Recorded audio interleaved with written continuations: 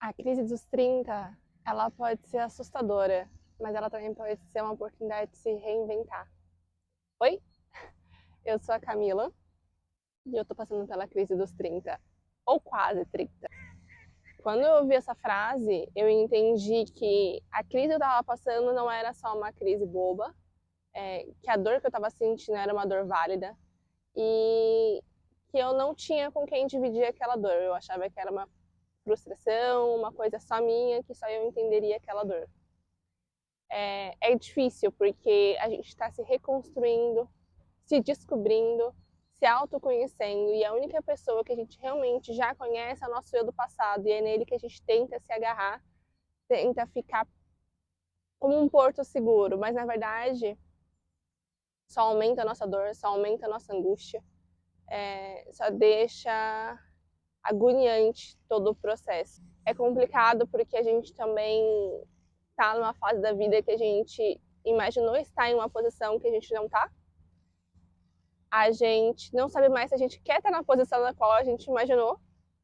A gente pensa, pô, será que eu fracassei? O que, que eu fiz? O que, que eu tô fazendo na minha vida? Eu esperava ter isso, ter aquilo e eu não tenho. Coisas que não dependiam só da gente, mesmo assim a gente se cobra para ter aquele resultado. E você sente aquela culpa por estar se sentindo dessa forma, sem conseguir ser grato pelas coisas da qual você já alcançou, ser grato pelas pessoas que estão à sua volta, mas tá tudo bem. E esse vídeo, se você tá nessa situação, se você tá com esse sentimento, esse vídeo é pra você. Bom, a minha crise dos 30, ela começou no final dos meus 27. É, e tá permanecendo até agora. Eu estou caminhando aos meus 29, em poucos meses, em 3 meses eu completo 29. E o processo começou quando sabe quando você tá trabalhando, assim, você para, você olha assim ao seu redor, você fala, cara, é essa a vida? É isso?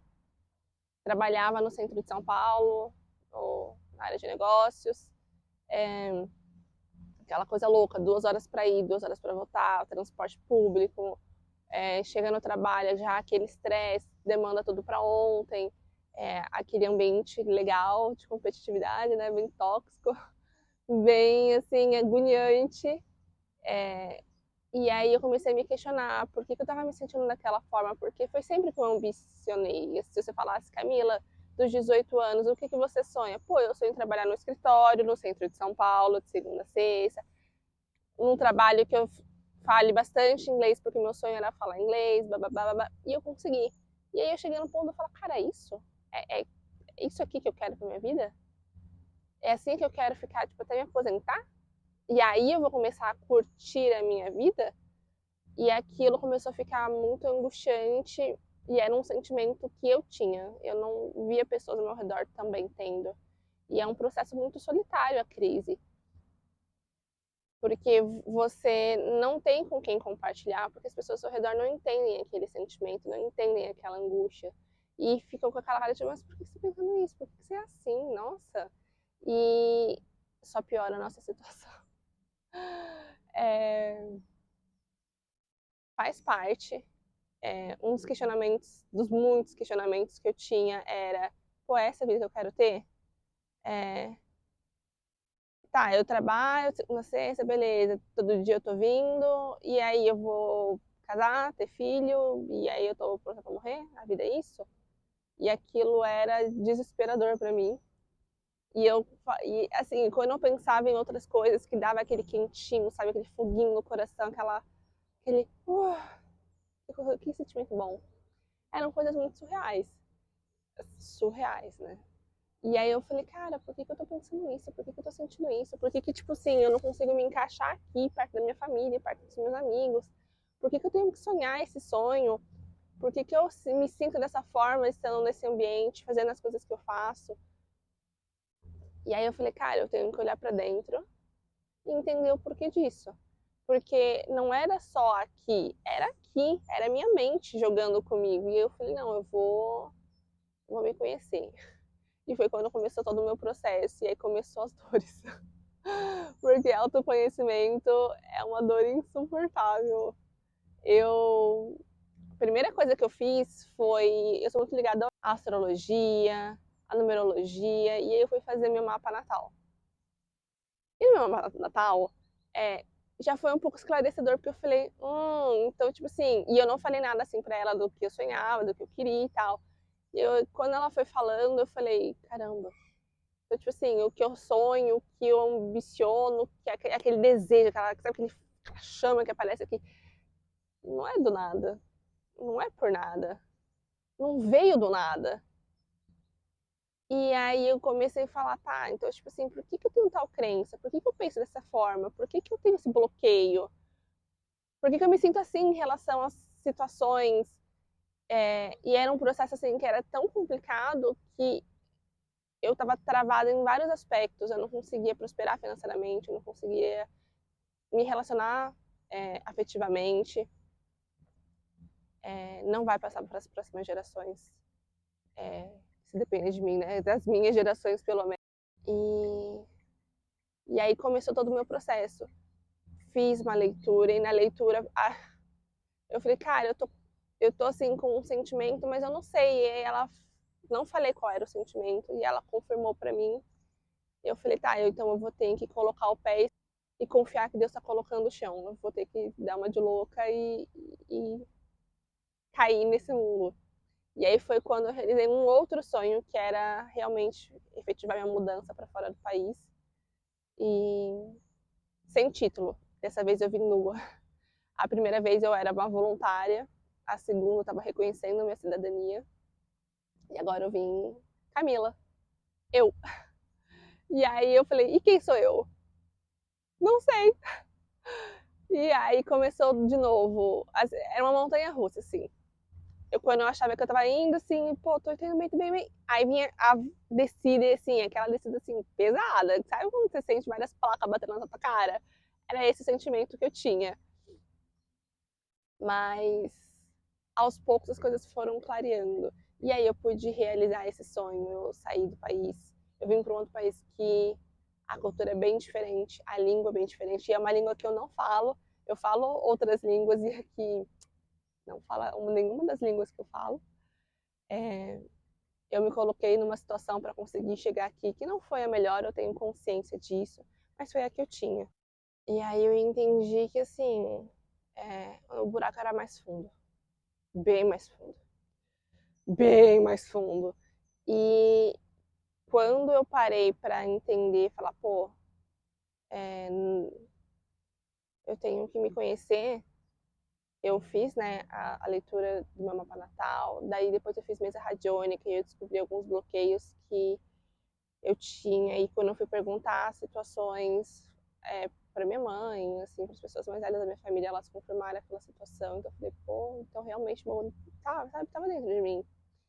E aí depois de um tempo eu tive a oportunidade de realizar um sonho, e esse sonho era, assim, era meu maior sonho na época, e eu não pensei muito no depois daquele sonho, então, e aí quando eu realizei aquele sonho, foi uma alegria muito grande, mas também veio aquele, e agora? E depois? Era isso? Você sonhou e acabou?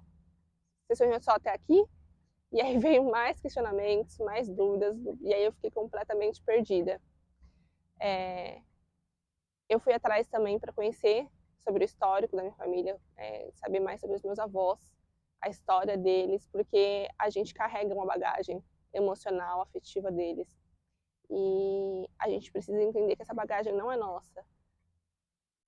E aí eu fui, conheci, foi também muito doloroso, assim, a ponto de eu olhar para as mulheres, principalmente da minha família, e falar, cara, a vida de vocês não foi fácil. Eu agradeço imensamente, porque a partir do que vocês passaram, do que vocês superaram, eu tô tentando poder escolha. E eu tô quebrando esse ciclo, essas situações, esses traumas em mim. E aí veio os questionamentos de, pô, será que eu fracassei? Porque assim, eu me vi aos 28, né, quase 30, prosperando financeiramente, num emprego legal, com um carro, uma casa, um relacionamento saudável. E aí eu me dei por mim sem emprego, sem carro, sem casa, sem relacionamento. Pelo menos, né, eu prefiro não ter um relacionamento do que ter um relacionamento não saudável.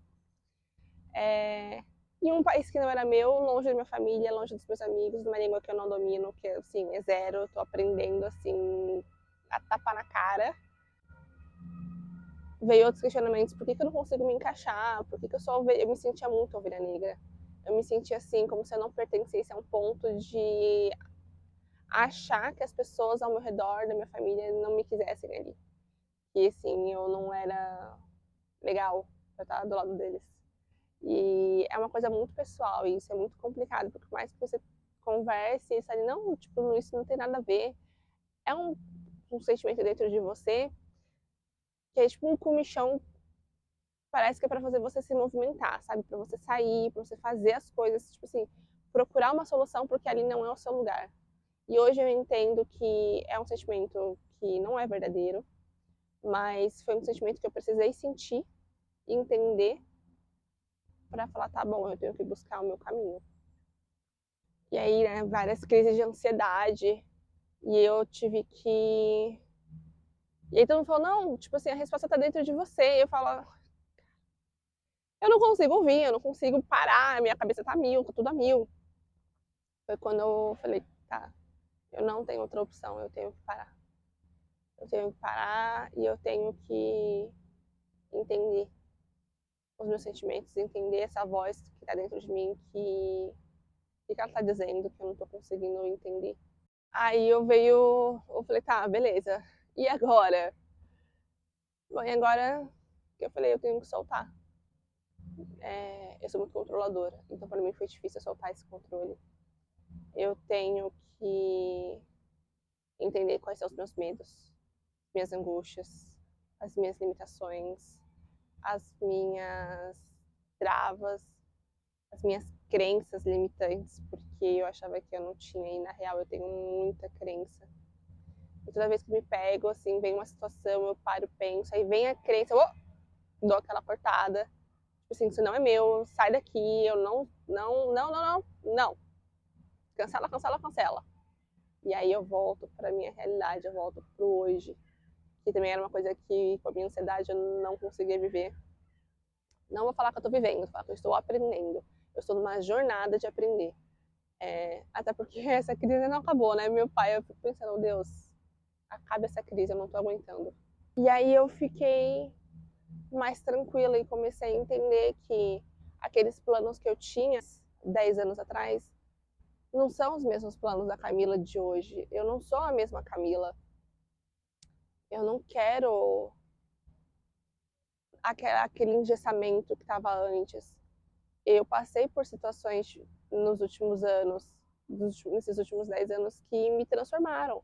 Eu mudei. Por que meus planos não mudariam? Por que minhas ambições não mudariam? Por que eu tenho que seguir aquilo que uma menina de 18 anos planejou, sendo que agora eu sou uma mulher com vivências diferentes da dela. Então, recalcular a rota está sendo parte desse processo.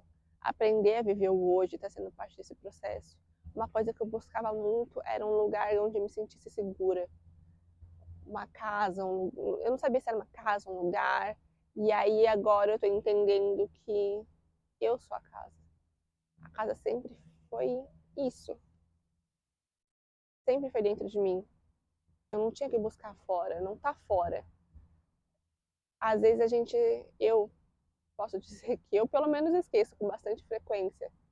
E eu não sou carinhosa comigo o suficiente para falar, tudo bem, isso vai passar, respira. Nada disso, assim, é pra você se sentir culpada, para você se torturar. É para você se amar, é para você se descobrir, é para você entender o quão valioso e poderoso é o seu corpo, é a sua mente. E principalmente para se respeitar. Cara, me respeitar, respeitar os meus limites, respeitar os meus sonhos, respeitar, me respeitar como ser humano. É um processo, digamos, completo. E aí, aquela de me respeitar também é não me encaixar ou me obrigar a ficar em situações que não fazem mais sentido para mim. aquele relacionamento que, pô, você sabe que não vai pra frente, mas você fica lá, não, vai, a gente vai, sabe, vai dar certo, vai conseguir, não sei o quê. E não é bem assim. Aceitar o respeito dos outros. Tipo assim, não, olha, esse aqui é meu limite, você tá ultrapassando, não gosto quando você fala desse tom comigo, não aceito. Também tá sendo. E eu ouvi uma frase que fez assim, na minha mente. Você é a Branca de Neve e precisa sair da casa dos 7 anões. Aquela casa não foi feita por uma pessoa da sua altura. Então, eu me sentia literalmente ela andando assim, sabe, embaixo assim, curvada para tentar me encaixar dentro daquelas situações. E na hora que eu rompi e eu saí, que eu consegui ficar reta, eu vi o meu poder, eu vi o meu tamanho, eu vi a minha força. Falando assim é bonito, né? Mas eu chorei assim horrores por dias. Foram crises, foi tão forte o emocional que eu tenho crise alérgica. E eu tive crise alérgica pelo meu emocional. A minha menstruação atrasou assim 1 mês, então o emocional faz muita diferença na nossa vida. E por mais que a gente esteja passando por esse momento, eu sei que eu vou sair mais forte dele. Eu sei que esse romper, esse sair da minha bolha foi essencial para mim, para eu me descobrir como pessoa, descobrir que eu sou uma Branca de Neve, que eu não preciso me limitar à casa dos 7 anões, eu posso sim querer viver num castelo. Também não tem preto no branco, a vida não é uma linha reta, não tem uma data limite, assim, olha, aos 30, se eu não conseguir isso, pronto, acabou a minha vida, acabou, eu vou morrer, entendeu? A única certeza que a gente tem nessa vida é que um dia a gente vai embora e eu quero viver ela da melhor forma possível. Eu prefiro me arrepender do que eu fiz, do que eu deixei de fazer. E o fato de saber que eu não sou a mesma Camila de anos atrás é algo que me conforta. Eu vejo quanto eu evoluí, quanto eu melhorei, quanto eu me abri para o mundo, me abri para os sentimentos, porque eu sempre colocava tudo dentro de uma caixinha, enterrava, esperava que aquilo fosse sumir, e não sumia. Só ficava maior, maior, maior, e era algo que explodia, que mexia muito com o meu comportamento, que era algo que eu não gostava, mas eu também não fazia nada para mudar. E aí esse processo tem me ajudado a mudar. Além de me ensinar que é a jornada. Parece clichê, né? Mas a gente esquece e eu nunca liguei para isso. Mas é a jornada que conta, não é a linha de chegada. Quando você conquista aquilo que você sempre quis, é meio que tipo, 5 minutos, alegria, uhul, e aí depois, e o próximo? E na real, aquela jornada, aqueles anos até você conquistar, você não curtiu. E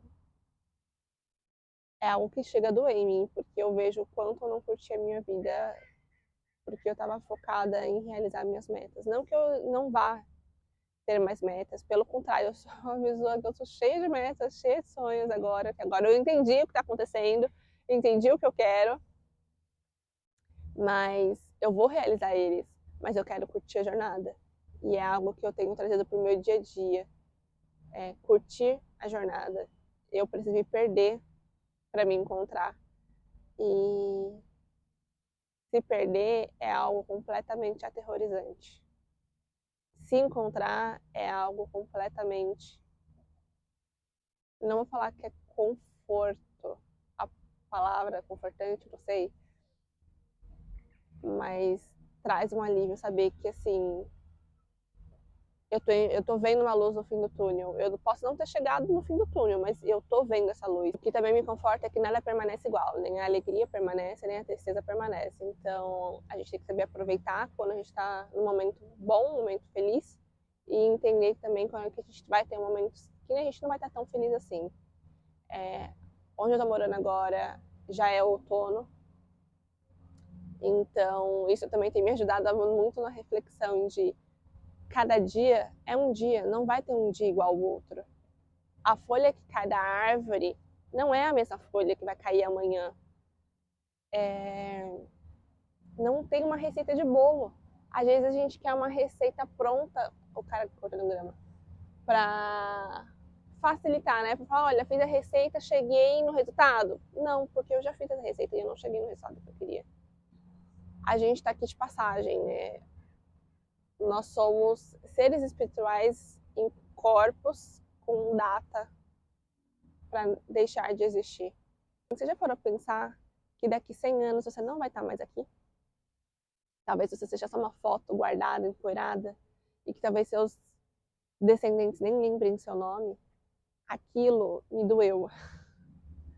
Me doeu porque eu percebi o quanto eu estava me deixando abalar por problemas tão pequenos. E quanto eu sou pequena. Por exemplo, nesse parque, quando eu ando nele, cara, como eu sou pequena do lado dessas árvores. Como eu sou pequena em relação a tudo. Como a gente é pequena e a gente perde esse tempo raro, escasso que a gente tem, surtando por umas coisas, assim, por uns trabalhos, por pessoas que, cara, não tem nada a ver. E uma das coisas desse processo todo que eu tenho entendido é: você não tem o direito de tirar minha paz. Eu não te dou essa liberdade. Então, desde que eu adotei isso pra mim, eu tenho ficado muito menos estressada. Eu tenho, assim, aproveitado muito mais o meu dia, as horas do meu dia.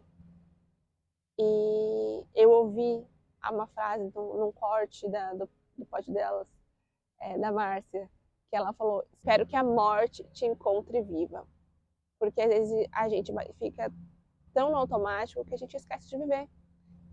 E eu tava assim. Se a morte me encontrasse, eu não ia estar viva. Ela já estaria me encontrando morta. Eu não saía, eu não me relacionava, eu não curtia, eu não aproveitava, eu não sorria. E aquilo me doeu e me dói. É um soco no estômago diário aquela frase.